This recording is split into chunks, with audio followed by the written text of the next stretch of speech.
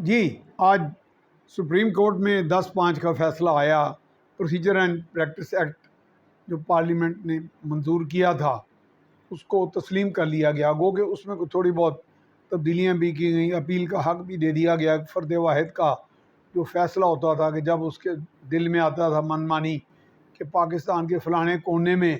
کتنی چیونٹیاں رہتی ہیں، کتنے لوگ جو ہیں وہ بستے ہیں، سوتے کس وقت ہیں، جاگتے کس وقت ہیں، کھاتے پیتے کیسے ہیں، زندگی کیسے بسر کرتے ہیں، ڈیم بنانا ہے نہیں بنانا،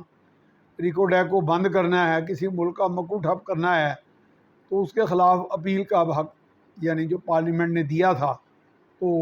اور میرا خیال ہے وہ بڑی عقل مندی پر مبنی دیا تھا۔ اس لیے بار بار میں ایک بحث کرتا ہوں اور بار بار میں کہتا ہوں، چونکہ ظاہر ہے میرا چینل اتنا پاپولر نہیں ہے تو اس لیے بات وہ دب کے رہ جاتی ہے، کیکوفونی آف ساؤنڈز میں، یعنی شور و غوغو کے اندر دب کے رہ جاتی ہے، کہ میں کہتا ہوں عقل بڑی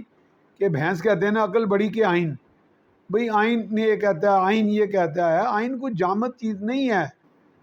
آئین عوام کے منتخب نمائندوں کا عوام کی امنگوں کے مطابق کافی حد تک، کسی حد تک چلیں، کسی حد تک عوام کی امنگوں کے مطابق ایک دستور ہوتا ہے زندگی کیسے معاشرتی طور پہ کسی ایک ملک میں رہتے ہوئے قومی طور پہ بسر کرنی ہے، کہ کیا حقوق ہوں گے، کیا ذمہ داریاں ہوں گی۔ وہ دنیا میں جتنے بھی آئین بنے ہیں کہ ان میں کبھی تبدیلی نہیں آئی، کیا کسی ملک میں نہیں آئی؟ آتی ہیں، اس لیے وہاں پہ 2/3 اکثریت کا تصور تو اس لیے ہوتا ہے کہ کہیں یہ نہ ہو کہ پارلیمنٹ کے اندر لوگ آپس میں وہ ایک دوسرے کے ساتھ مافیا نیٹ ورکنگ کر کے تو ہر روز ایک نیا آئین پاس کر لیں، نئی ترمیم کر لیں کچھ، اس لیے اس پہ قدغن لگائی جاتی ہے۔ لیکن پھر بھی کچھ چیزیں جو سوچوں کے ساتھ، جو ذہانت کے ساتھ، جو وقت کے تقاضوں کے ساتھ ہم آہنگ ہوتی ہیں، کچھ ایسے پارلیمانی فیصلے ان کو عوام تو مان رہی ہوتی ہے، لیکن ان کو آئین کی تشریحات کی گلوٹین پر چڑھا کے ان کا بیڑا غرق کر دیا جاتا ہے۔ اب یہی بات اب بڑی اچھی ایک بات ہو گئی کہ اب فرد واحد کی ڈکٹیٹرشپ عدلیہ میں، عدالت عظمیٰ میں نہیں رہے گی، اور اس کے لیے یقیناً جسٹس قاضی فائز عیسیٰ اور ان کے ساتھی ججز، اور بالخصوص جسٹس قاضی فائز عیسیٰ جو ہیں وہ مبارکباد کے، خراج تحسین کے مستحق ہیں۔ وہ تو خود کہتے رہے کہ میں بطور چیف جسٹس اپنے اختیارات جو ہیں میں چاہتا ہوں کہ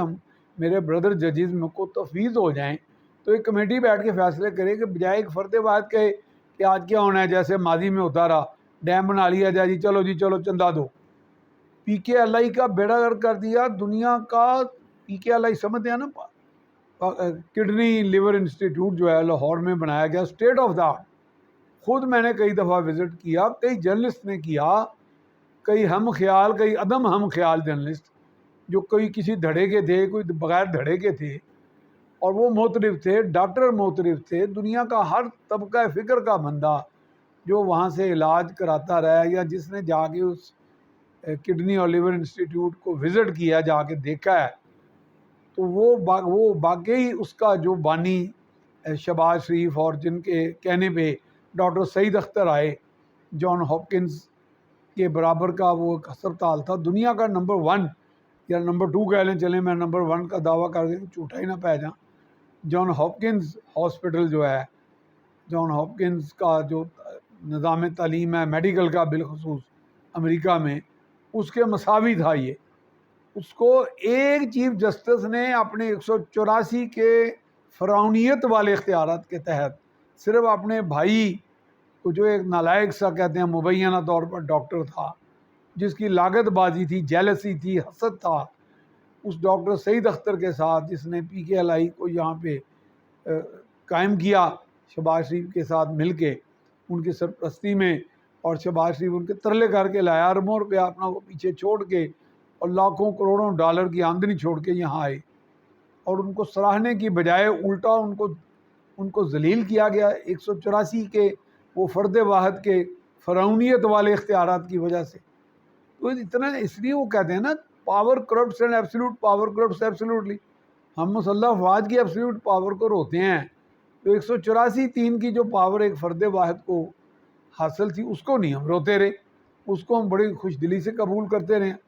اس طرح بیڑا گرک کیا گیا. $6.5 ارب ریکوڈیک میں کارکے جہاز آیا, اور وہ بھی تقریباً آپ کے دوست ملک ہی تھے. کارکے تو بالکل ہی دوست ملک کے طرف سے آیا تھا. اپنی منمانی, اپنی تشریحات, اپنی کوئی ارسطویانہ قسم کی وزڈم اس میں ڈال کے 184(3) کے تحت اور سو موٹو نوٹس لے کے تحت اور کہا گیا کہ جی یہ کارکے کا جو معاہدہ ہے ہمارے دوست اسلامی ملک کے ساتھ, یہ بالکل غلط ہے. بھئی آپ جسٹس کرنے آئے ہیں یا گورننس کرنے آئے ہیں؟ یہ حق اب دیکھا جائے تو جوڈیشل ریویو کے حق اپنی جگہ, تو آپ نے تو آئین کو, قانون کو, تو ملک کی معیشت کو, ملک کو, انسانوں کو, قابل لوگوں کو ان کا بھیڑا گھر کر دیا, ان کو پامال کر دیا, ان کی تضحیق کر دی. اور آپ کہتے ہیں آئین یہ کہتا ہے, آئین وہ کہتا ہے, پارلیمنٹ کو حق حاصل ہے یا نہیں حاصل. تو ان چیزوں کا کس کو حق حاصل ہے کہ کوئی ان سے پوچھے کہ آپ نے یہ جو اربوں ڈالر کا ملک کو نقصان پہنچایا, اور یہ تو چلو مشہور ہو گئے تھے نا, ریکوڈیک ہو گیا اور کارکے کا ہو گیا معاہدہ, اور حتیٰ کہ یہ بھی اورنج ٹرین جس میں لاکھوں لوگ سفر کرتے ہیں ایک مہینے میں اور اتنا دعائیں دیتے ہیں. ویسے تو وہ ہمارے ہاں بخل ہے لوگوں کی طبیعتوں میں, دعا نہیں وہ دیتے, اتنا اچھا پروجیکٹ. لیکن جب میں خود سفر کرتا ہوں تو میرے ساتھ بیٹھے ہوئے لوگ کہتے ہیں جی کیا سہولت ہے. ایک تو امیر غریب کا فرق نہیں ہے, ایک گرمیوں میں اے سی لگا ہوتا ہے, اور ایک وہ ٹریفک کا عذاب نہیں ہے, وہ جو ہر وقت جب پڑا ہوتا ہے کہ جی ابھی گاڑی نہ لگ جائے. ایک وہ جو 700-800 روپے کا سفر بنتا ہے روزانہ کا, وہ آپ 800-900 روپے کا پیٹرول کی وجہ سے وہ آپ 70 سے 80 روپے میں مکمل کر لیتے ہیں. تو یہ سہولت نہیں ہے. اس کے اوپر تو چین میں ہمیں لوگوں نے کہا کہ آپ کا کس طرح کا نظام عدلیہ ہے. عدلیہ عدالتی کام کرے, وہ گورننس میں بھی اور ریاست سے ریاست کے معاہدوں میں بھی دخل اندازی کر رہی ہے. تو یہاں پہ یہ بات تو واقعی سوچنے والی ہے کہ ہم نے یہ بنا لیا کہ جی بس ٹھیک ہے, اب میرے پاس اختیار ہے ہر چیز کی تشریح کا, اور تشریح میں ہر چیز گھما پھرا کے اندر گھیر کے لا کے اس کو ہٹ کر دینا. یہ تو اس طرح تو گریلا وارفیئر میں نہیں ہوتا جو ہمارے ہاں عدالتیں کرتی رہی ہیں. کھلواڑ ملک کی معیشت, ملک کے نامور ہونہار قابل محنتی انسانوں کے ساتھ, اداروں کے ساتھ, اور جہاں سے عوام کو پبلک سروس کے اداروں کے ساتھ, میں کہہ رہا ہوں اداروں کا مطلب کچھ اور نہ لے لیں کوئی. تو اسی طرح ایک بڑی چھپی سی بات تھی, وہ مجھے کسی نے بتائی, وہ زیادہ منظر عام پہ نہیں آئی, لیکن وہ یہ تھا کہ اس وقت کے یہ بھی مبینہ طور پہ میں کہوں گا کیونکہ میں نے انہیں نوٹس کو بھیج دیں کہ ایک چیف جسٹس سے پتہ نہیں غالباً دوست محمد صاحب کا نام تھا پشاور ہائی کورٹ کے, انہوں نے تو باقاعدہ ایکسپورٹ کے اوپر ایک پابندی لگا دی تھی جس سے اربوں کا نقصان ہوا, یا کچھ اس طرح کا ملا جلا فیصلہ تھا. یعنی کچھ ایسی پابندی یا کچھ ایسا فیصلہ کیا جو عقل و دانش, کاروباری اصول, گورننس کے اصول, ریاست سے ریاست کے معاہدوں کی مکمل بےخونی کرتا تھا, ان کی تباہی کا باعث تھا. لیکن ان کے پاس جو فرد واحد کے وہ فرعونیت والے اختیارات حاصل تھے, اس کے تحت انہوں نے سبوتاژ کر دیا. تو یہ تو میرا خیال ہے, میں سمجھتا ہوں کہ یہ آج ملک کی قوم کی فتح ہے, اور جس کو اسپیئر ہیڈ سپریم کورٹ نے کیا ہے کہ انہوں نے وہ جو سبوتاژ کرنے کی ملک کے معاملات میں جو مداخلت تھی اور لوگوں کی تضحیق کا جو معاملہ وہ ٹھپ کر دیا. وہ بھلے اس میں ایک تکنیکی بحث تو چل رہی ہے کہ جی وہ ماضی سے کیوں نہیں اپیل کا حق دیا گیا, وہ بھی ٹیکنیکل باتیں چلتی رہیں گی. لیکن یہ قوم و ملک کی فتح ہے کہ ایک جو فرعونیت کا ایک باقاعدہ فرد واحد کے پاس اختیار تھا